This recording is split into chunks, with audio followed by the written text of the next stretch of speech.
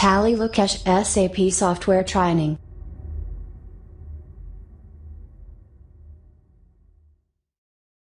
Yeah guys, okay good. So yesterday విన్నారా మళ్ళీ ఒకసారి వీడియోని మనకి డెమో క్లాస్ ఒకసారి రిహార్సల్ చేసినట్టుగా ఒకసారి మళ్ళీ వినండి, క్లియర్ కట్గా అర్థమవుతుంది. ఓకే, టుడే క్లాస్లో మనం చూసుకుంటే లైక్ ఎస్ఏపి ఎఫ్ఐసిఓ సంబంధించి ఎఫ్ఐ కన్సల్టెంట్ యొక్క రోల్స్ అండ్ రెస్పాన్సిబిలిటీస్ ఏమి ఉంటాయి అనేది మనం డిస్కస్ చేస్తాం. ఈ రోల్స్ అండ్ రెస్పాన్సిబిలిటీ అనేది చాలా చాలా ఇంపార్టెంట్ కిందకి వస్తుంది మనకి. ఒక ఎఫ్ఐ కన్సల్టెంట్ ఏవైతే రియల్ టైం వర్క్ చేస్తూ ఉంటాడో దానికి సంబంధించిన ఇన్ఫర్మేషన్ ఏమి తెలుసుకోవాలి అనేది చాలా ఇంపార్టెంట్. అతను చేయాల్సిన వర్క్ ఏంటి, వాటికి ఎన్ని స్టేజెస్ ఉన్నాయి అనేది మీతో డిస్కస్ చేస్తాను. ఓకే చూడండి. ఓకే, ఒకసారి స్క్రీన్ షేర్ అవుతుందో లేదో కన్ఫర్మ్ చేయండి. ఓకే, కనపడుతుందా స్క్రీన్?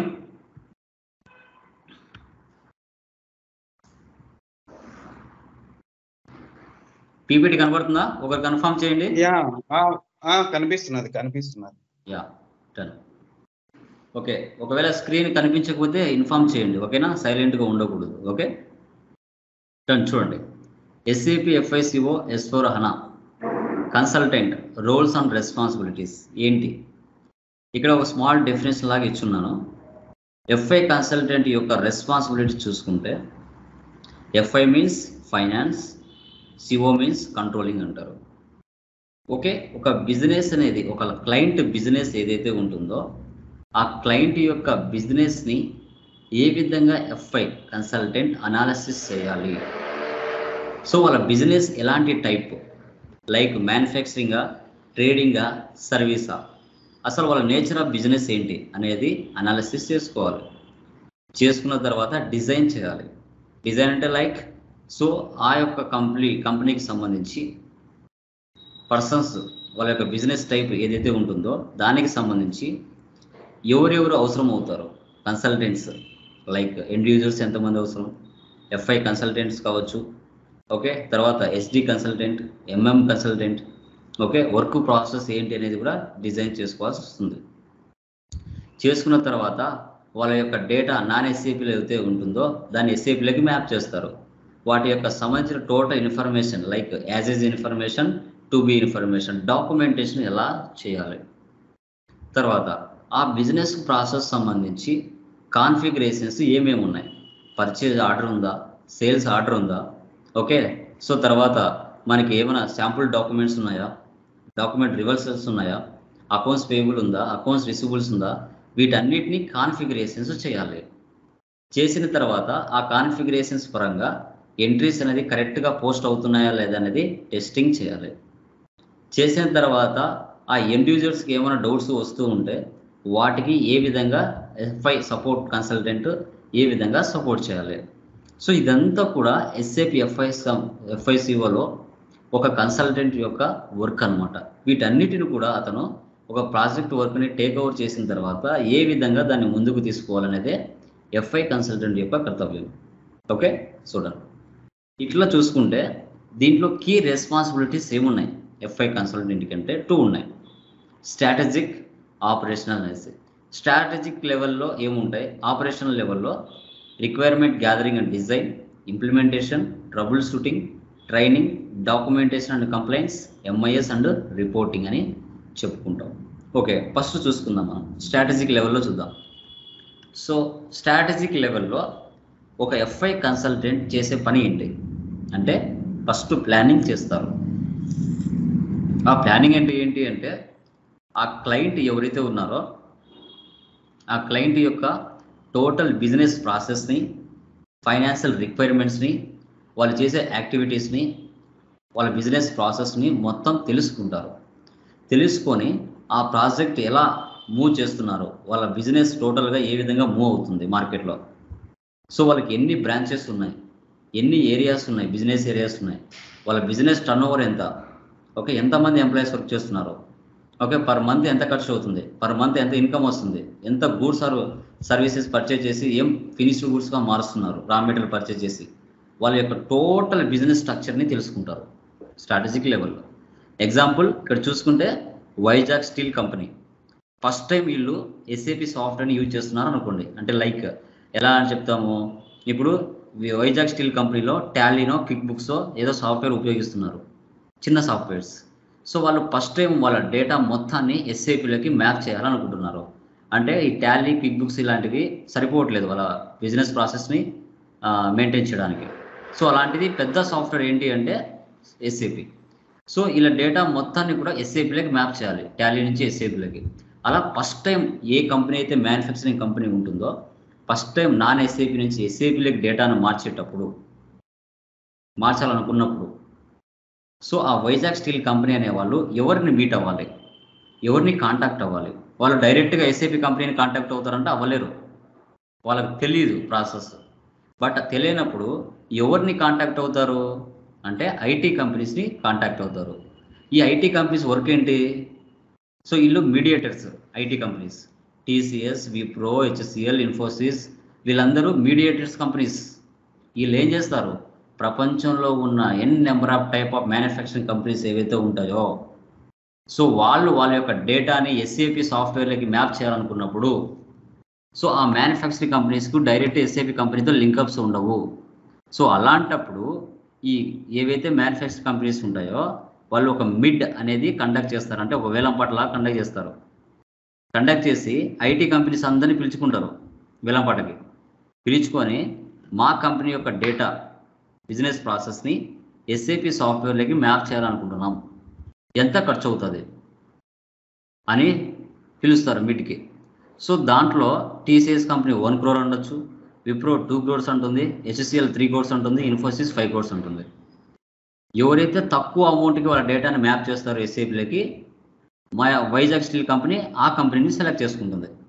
తక్కువ అమౌంట్కి తక్కువ టైంలో ఎవరు మ్యాప్ చేస్తారు సో వాళ్ళందరూ బిజినెస్ ప్రపోజల్స్ అన్నీ వింటారు. విన్న తర్వాత సో మేము ఫైనలైజ్కి వస్తారు వైజాగ్ స్టీల్ కంపెనీ, మేము 5 crores 10 crores ఇవ్వలేము, మా మినిమం అమౌంట్ 2 crores. ఆ 2 crores-కి 1 yearలోనా 2 yearsలోనా మా కంపెనీ డేటాని మ్యాప్ చేయగలుగుతారు, ఎవరు చేయగలుగుతారని వాళ్ళు చెప్తారు. అన్ని రకాలుగా కంపెనీస్ ఆలోచించుకొని మన బిజినెస్ ఈ ప్రాజెక్ట్ చేస్తే ప్రాఫిట్ ఉంటుందా లాస్ ఉంటుందా అని క్యాలిక్యులేట్ చేసుకొని ఎవరికి ఓకే అనిపిస్తే వాళ్ళు ఆ ప్రాజెక్ట్ని టేక్ ఓవర్ చేసుకుంటారు.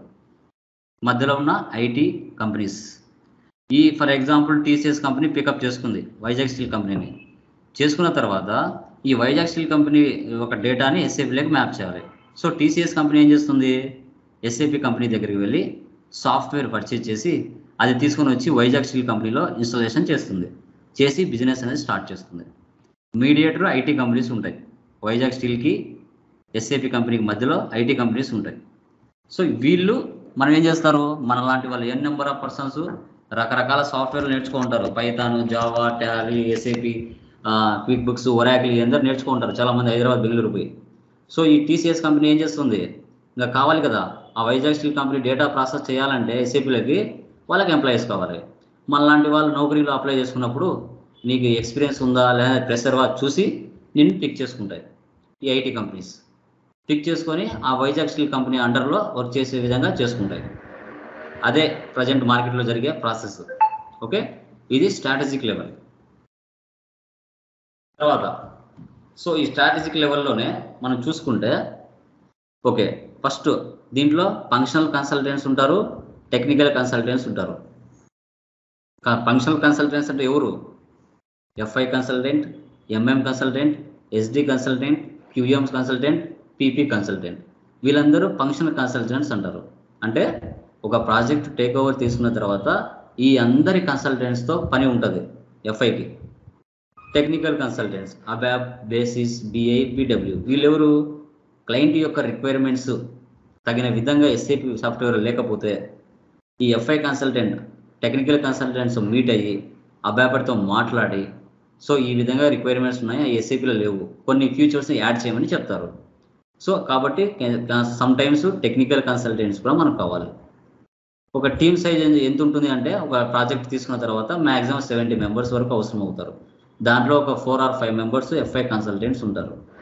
ఓకే, సో తర్వాత project manager conduct kick of meetings client and colleagues. ఇక్కడ మీరు చూసుకుంటే ఒక ప్రాజెక్ట్ని టేక్ ఓవర్ చేసుకున్న తర్వాత కిక్ ఆఫ్ మీటింగ్స్ అనేది కండక్ట్ చేస్తారు ప్రాజెక్ట్ మేనేజర్. ఎవరితో? క్లయింట్స్తో, కొలీగ్స్తో. ఈ మీటింగ్స్లలో ఎఫ్ఐ కన్సల్టెంట్స్ అందరూ ఉంటారా అంటే ఉండరు కొన్ని టైమ్స్.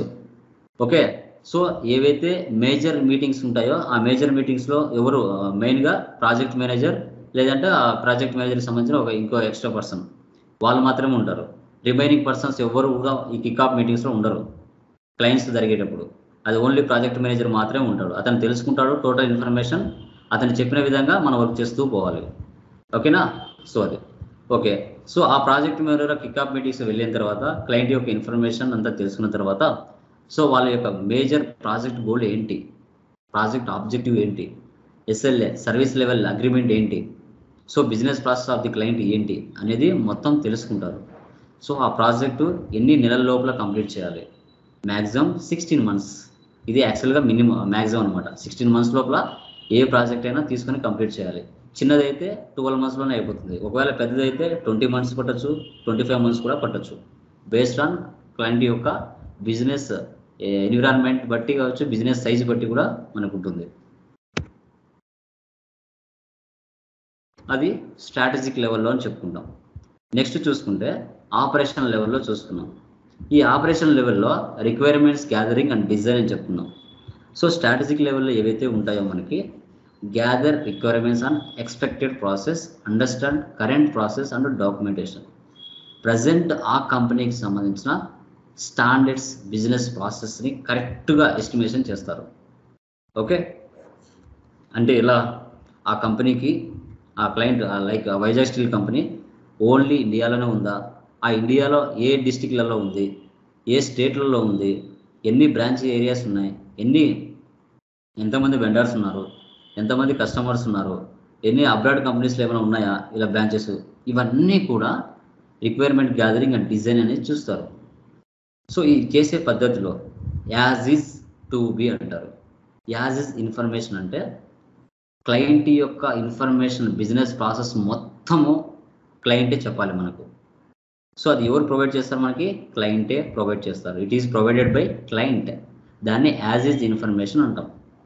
మనము ఒక క్లయింట్ ప్రాజెక్ట్ని టేక్ ఓవర్ చేసుకున్న తర్వాత ఆ క్లయింట్ బిజినెస్ గురించి మనకు ఏం తెలియదు కాబట్టి మనం ఏం చేస్తాం?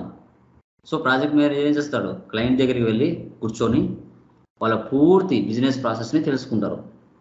వాళ్ళ కంపెనీస్ ఏ ఇండియాలో ఉన్నాయా, అబ్రాడ్లో ఉన్నాయా, ఇండియాలో ఉంటే ఏ డిస్టిక్లలో ఏ స్టేట్లలో ఉన్నాయి, ఏ డిస్టిక్లలో ఉన్నాయి, ఎంతమంది వెండర్స్ ఉన్నారు, ఎంతమంది కస్టమర్స్ ఉన్నారు, వాళ్ళ బిజినెస్ టర్నోవర్ ఎంత పర్ ఇయర్కి, okay, so per month profit and loss ఎంత, బ్యాలెన్స్ షీట్ ఎంత, ఇవన్నీ కూడా వాళ్ళు తెలుసుకుంటారు యాజ్ ఈజ్ ఇన్ఫర్మేషన్ ద్వారా. ప్రాజెక్ట్ మేనేజర్ మొత్తం తెలుసుకొని టు బి అంటే it is a future document and estimated document or SAP document.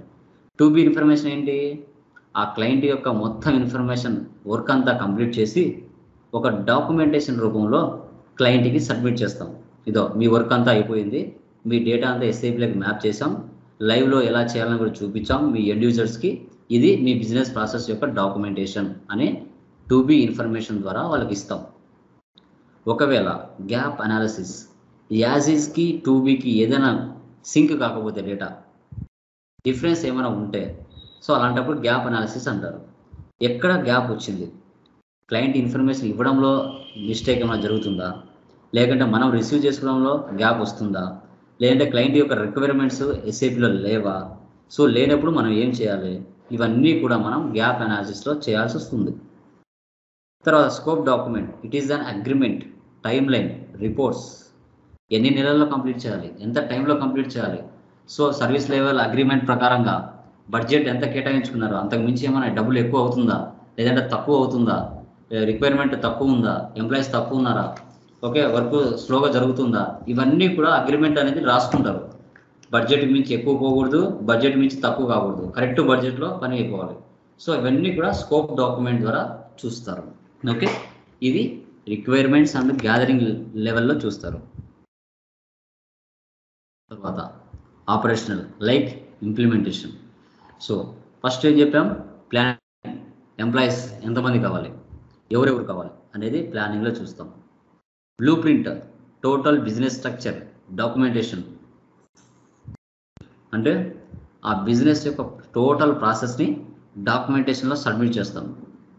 ఇప్పుడు ఏదైనా ఒక బిల్డింగ్ కన్స్ట్రక్షన్ చేయాలి అంటే ఎటుపక్క మనకి బెడ్రూమ్ ఉండాలి, ఎటుపక్క హాల్ ఉండాలి, ఎటుపక్క మనకు బాత్రూమ్ ఉండాలి, ఇవన్నీ ఎలా బ్లూ ప్రింట్ చేస్తారు ఒక బిల్డింగ్ కన్స్ట్రక్షన్ చేయడానికి.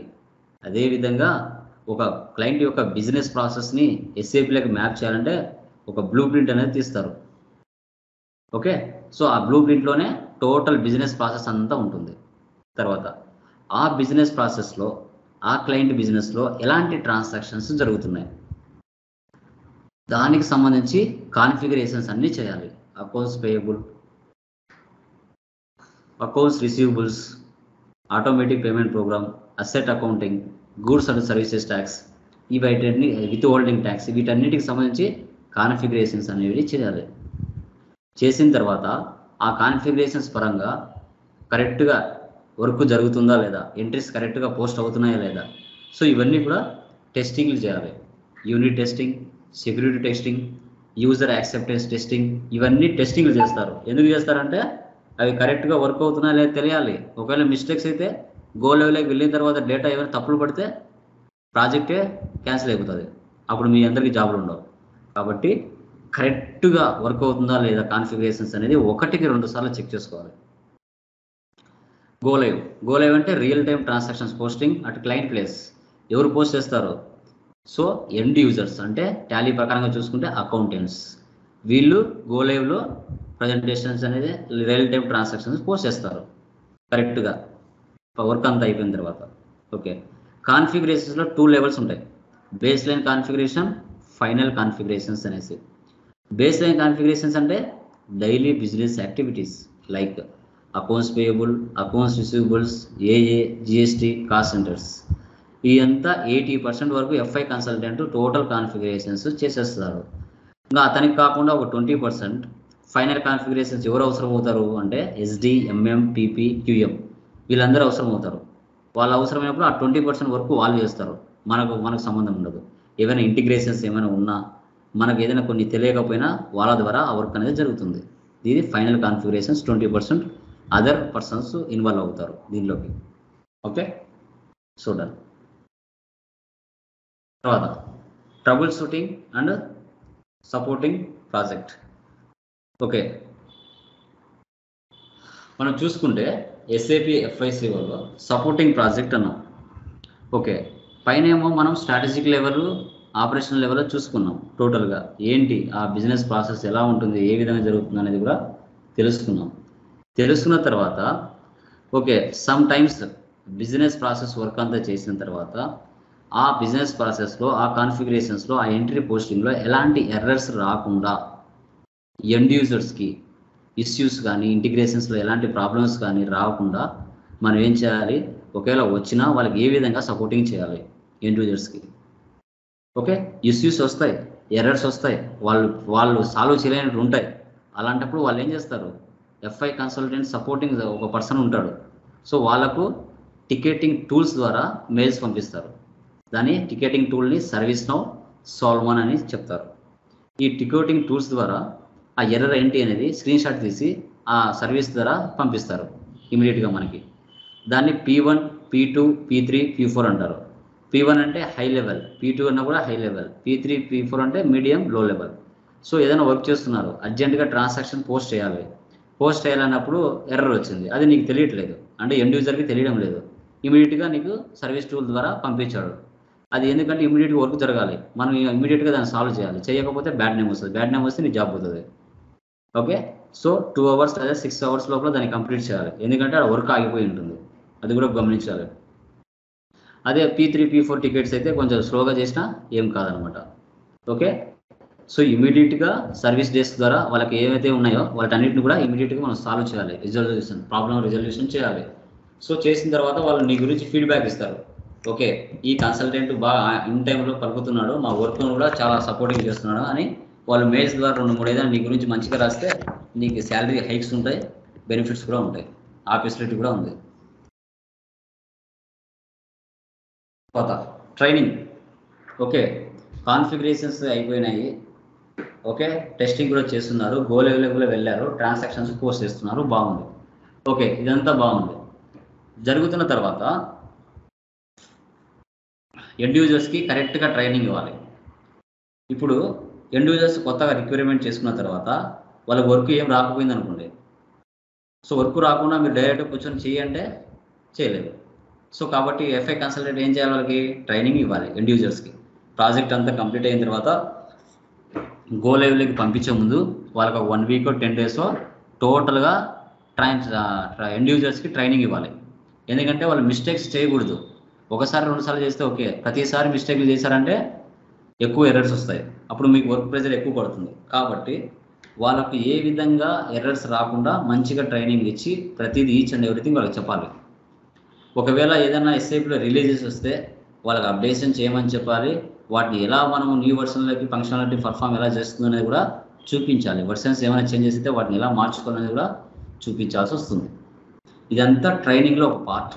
ఎండ్ యూజర్స్కి ఇవ్వాల్సిన బాధ్యత ఎఫ్ఐ కన్సల్టెంట్ ట్రైనింగ్లో ఇవ్వాలి. తర్వాత డాక్యుమెంటేషన్ అండ్ కంప్లైంట్స్. ఓకే, ఇక్కడ చూస్తే డాక్యుమెంటేషన్ యాజ్ ఈజ్ ఇన్ఫర్మేషన్ అంటే క్లయింట్ దగ్గర నుంచి ఎఫ్ఐ కన్సల్టెంట్ టోటల్గా ఒక బిజినెస్ ప్రాసెస్ మొత్తాన్ని తెలుసుకుంటారని చెప్పాము.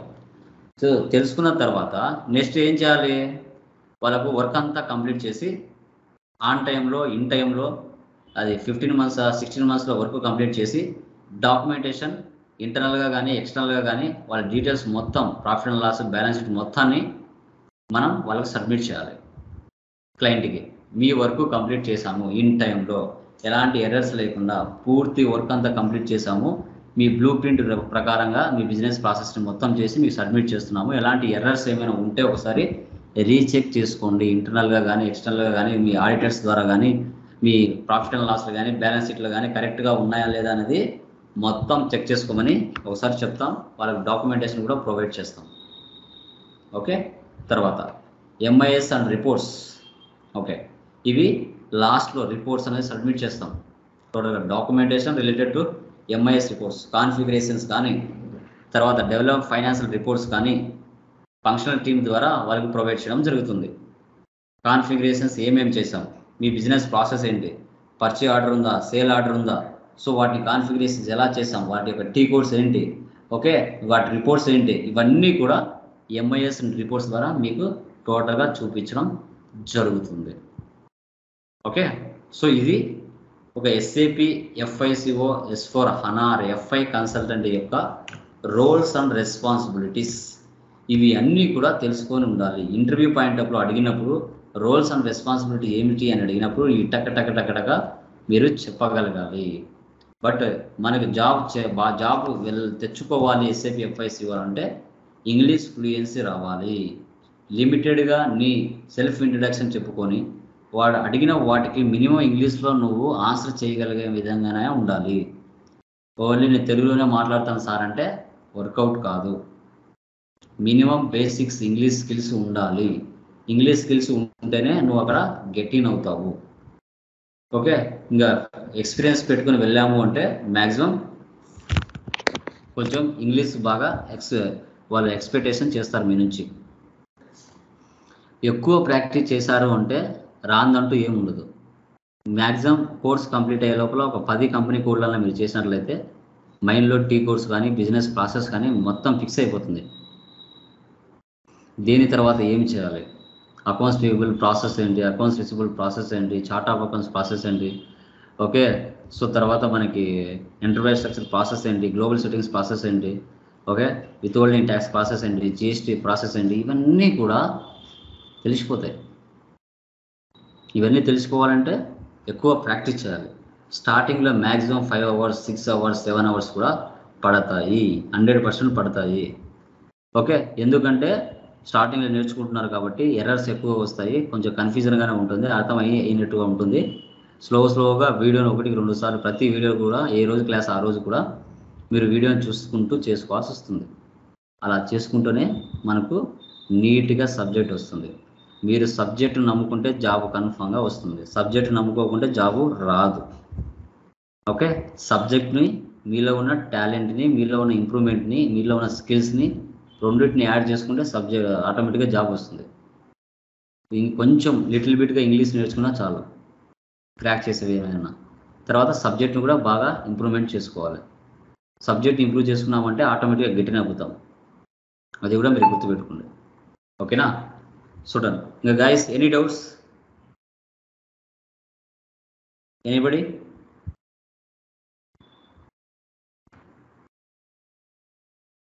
Shiva, Sabresh, Ramanjaneyulu, Gangadhar, any doubts?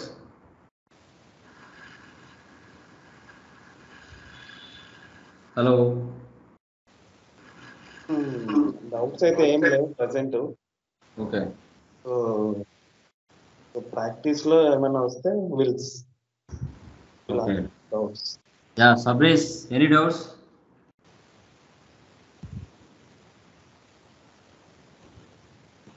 Shiva, any doubts? Shiva? No doubts present అయితే, నో డౌట్స్. Okay, done. అర్థమవుతుంది కదా కాన్సెప్ట్ వాట్ ఈస్ వాట్ అనేసి? యా యా యా, ఫస్ట్ మనకు ఒక 5 days ఆర్ 5 days మనకి బేసిక్ క్లాసెస్ ఉంటాయి, థియరీ. తర్వాత 6th day నుంచి మనకి కాన్ఫిగరేషన్ స్టార్ట్ అవుతాయి. ఈ కాన్ఫిగరేషన్స్ కూడా చాలా సింపుల్గా ఉంటాయి, చాలా అంత కన్ఫ్యూజ్ అవ్వాల్సిన అవసరం ఏం లేదు. ఈచ్ అండ్ ఎవ్రీథింగ్ నీట్గా క్లియర్ కట్గా మనం డిస్కస్ చేస్తాం. స్లోగా చేసుకుంటూ వెళ్ళండి. ఒక్కడ మనకు కన్ఫ్యూజ్ అయ్యి ఇంత ఇబ్బంది పడాల్సిన అవసరం ఏమి ఉండదు. ఈచ్ అండ్ ఎవ్రీథింగ్ ప్రతిదీ ఏది ఎందుకు ఉపయోగపడుతుంది అనేది రీజనబుల్గా తెలుసుకుంటూ కాన్ఫిగరేషన్ చేయాలి. ఏదో బట్టి కొట్టుకుంటూ దీని తర్వాత ఇది అదని వస్తా లేకోకుండా ఒక సీక్వెన్స్లో నీట్గా ఎందుకు ఇది వచ్చింది, దీనివల్ల దీనికి యూజెస్ ఏంటి, ఇది ఎక్కడ ఎఫెక్ట్ అవుతుంది, ఇదంతా కూడా స్లోగా చెప్పుకుంటూ వెళ్ళాలి. అలా చేసుకుంటూ వెళ్ళి అండర్స్టాండ్ చేసుకుంటూ వెళ్తే 100% సబ్జెక్ట్ వచ్చేస్తుంది. ఓకేనా? Definitely. Yeah, Lokesh, one more thing, మనం సర్వర్ కి మేము ప్రాక్టీస్ కి ఎలా? యా, నేను ఇస్తాను, యాక్సెస్ ఇస్తాను. ఓకే. ఓకే. సో అది అతని సర్వర్ అతని నెంబర్ ఇస్తాను, అతనికి కాల్ చేసి మీరు సర్వర్ ఇన్స్టాలేషన్ చేసుకోవాలి. అతను 1000 రూపీస్ పే చేసేసి, సో మనకి ఇచ్చే అమౌంట్లోనే 1000 రూపీస్ పే చేసేసి, ఓకేనా, అతను మీకు సర్వర్ ఇస్తాడు. 3 months యాక్సెస్ ఉంటుంది. అది అయిపోయిన తర్వాత మళ్ళీ 1000 పే చేసుకొని మళ్ళీ దాన్ని యాక్సెస్ చేసుకోవాలి. ఓకేనా? యా, అది నేను చెప్తాను ఎలా అనేసి. 3 days బేసిక్ అయిపోయిన తర్వాత మీకు చెప్తాను. Okay. Okay, no problem. Ya, done. Okay guys, done. Good night. ఇది పీడిఎఫ్ పంపిస్తాను నేను గ్రూప్లో, అది సేవ్ చేసుకోండి, ఒకసారి చదువుకోండి పీడిఎఫ్. ఓకే. ఏ రోజు ఆ రోజు పీడిఎఫ్ పంపిస్తాను, అన్ని డౌన్లోడ్ చేసుకొని సేవ్ చేసుకుంటూ వచ్చండి. లేదు అంటే లాస్ట్లో నేను అన్ని మీ మెయిల్ యాక్సెస్ ఇస్తాను, వీడియోస్ అన్ని కూడా పీడిఎఫ్. లోకేష్, మీరు నోట్స్ పంపిస్తారా? పీడిఎఫ్ SAP FICO S4 సంబంధించిన డెమో డిస్కస్ చేసుకున్నాం ఎస్టర్డే క్లాస్లో. FI కన్సల్టెంట్ యొక్క రోల్స్ అండ్ రెస్పాన్సిబిలిటీస్ ఏముంటాయనేది కూడా క్లియర్ కట్గా డిస్కస్ చేయడం జరిగింది. సో టుడే క్లాస్లో మనకి రిలేటెడ్ టు క్లయింట్ డీటెయిల్స్, తర్వాత types of errors, okay, so తర్వాత ల్యాండ్స్కేప్ సిస్టమ్స్ అనేది క్లియర్ కట్గా డిస్కస్ చేయడం జరుగుతుంది. ఓకే, చూడండి. ఒకసారి స్క్రీన్ షేర్ అవుతుందో లేదో కన్ఫర్మ్ చేయండి. ఓకేనా?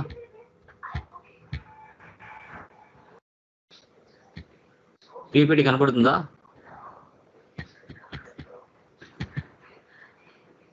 హలో, కనపడుతుంది. యా, కనిపిస్తున్నది.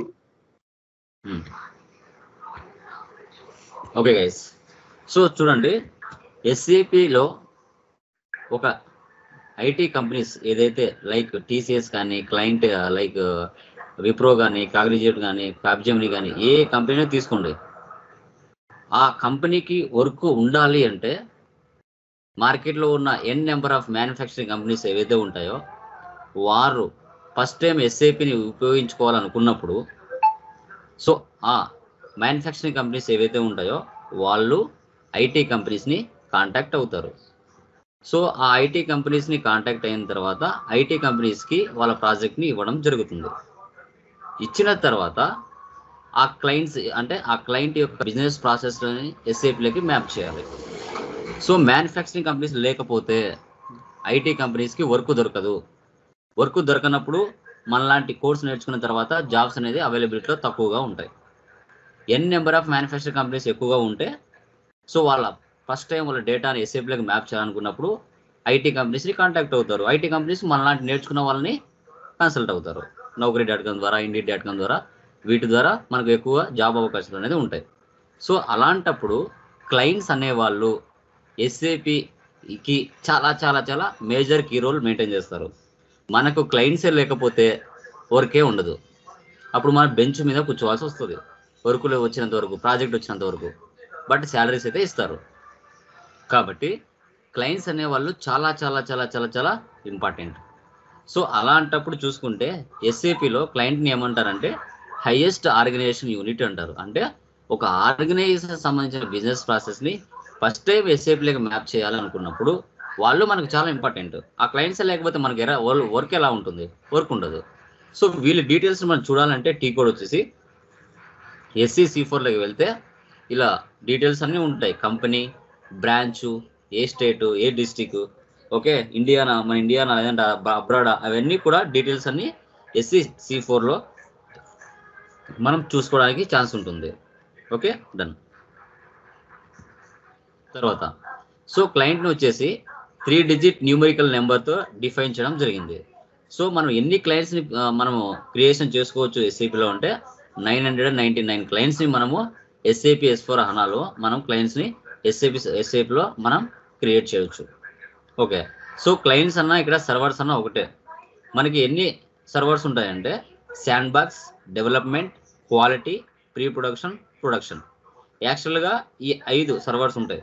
బట్ కొన్ని కంపెనీస్లో ఈ 5 ఉండకపోవచ్చు. డైరెక్ట్గా డెవలప్మెంట్, క్వాలిటీ, ప్రొడక్షన్ ఉండొచ్చు. బట్ ఈ 5 ఉన్నా కూడా మంచిదే. ఓకేనా. సో ప్రతి సర్వర్ని కూడా ఒక క్లయింట్ అంటారు. ప్రతి క్లయింట్కి కూడా ఒక 3 డిజిట్ నెంబర్ ఉంటుంది. సో ఇక్కడ ఎగ్జాంపుల్ నీకు 100, 200, 300, 400, 500 అలా ఇచ్చున్నాను. ప్రతి సర్వర్ కూడా 3 డిజిట్స్తో ఒక క్లయింట్ సంబంధించిన సర్వర్ ఉంటుంది.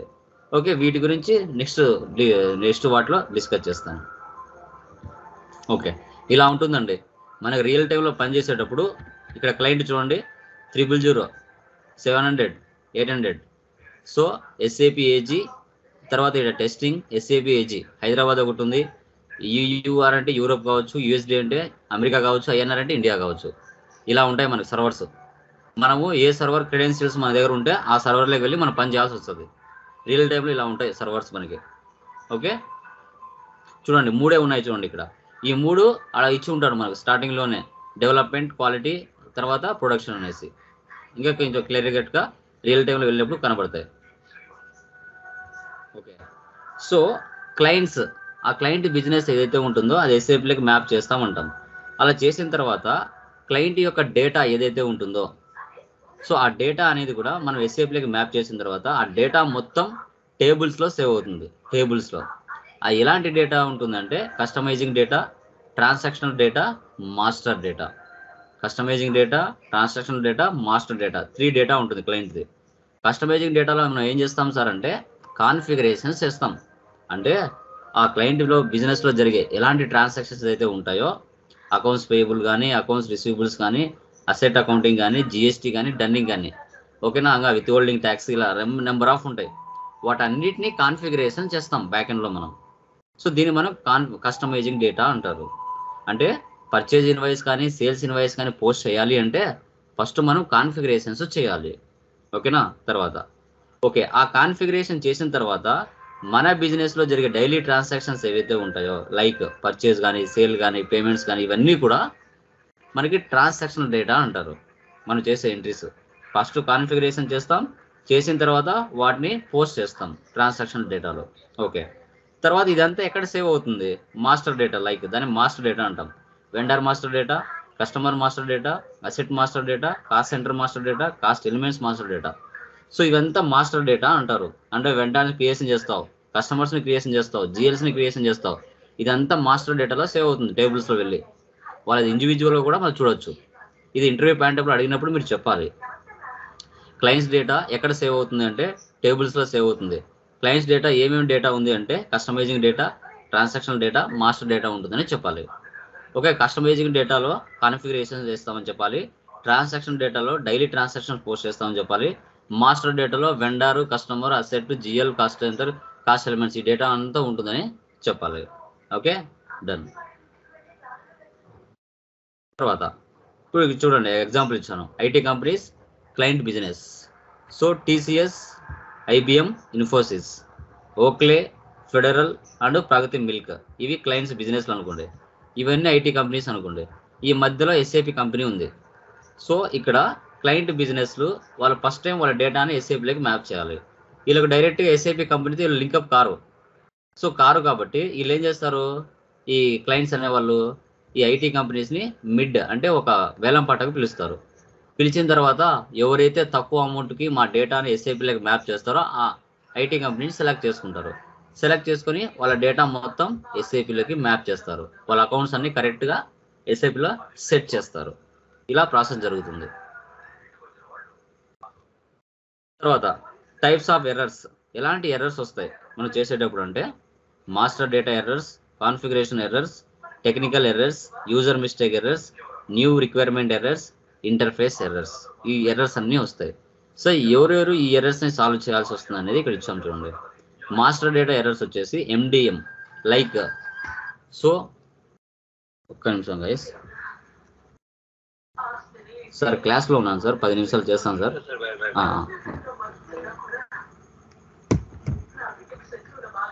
హలో గైస్, వినపడుతుందా? Hello, yeah yeah okay done.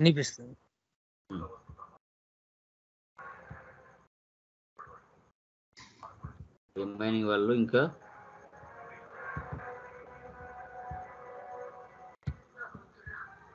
Okay. Screen ఓకేనా? కనబడుతుందా స్క్రీన్? ఒకసారి చూడండి, కన్ఫర్మ్ చేయండి. స్క్రీన్ ఓకే కదా? కనిపిస్తుంది. Okay sir. Yeah done done. ఇక్కడ చూడండి, మనకి మాస్టర్ డేటా ఎర్రర్స్ని మాస్టర్ డేటా మేనేజ్మెంట్ అనే ఒక టీం ఉంటుంది.